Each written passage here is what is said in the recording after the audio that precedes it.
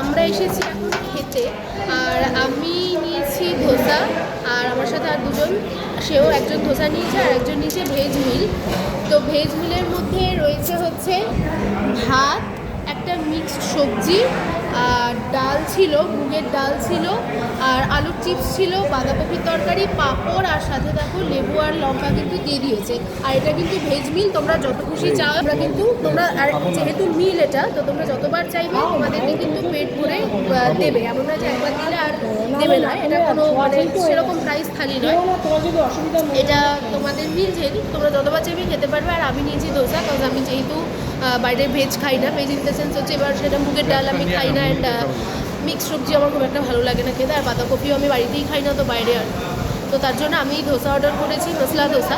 তো একদম অ্যাফোর্ডেবল প্রাইসে ভীষণ ভালো খাবার দাবার। বাট ধোসাটা আমি এখনো খেয়ে দেখিনি, ভেজ থালিটা প্রচণ্ড ভালো খাবার, তোমরা চাইলে কিন্তু এখানে এসে খেতে পারো যখন পুজো দিয়ে ফিরবে তোমরা। তো চলো ধোসাটা আসলে আমি তোমাদেরকে খেয়ে বলছি কেমন হয়েছে।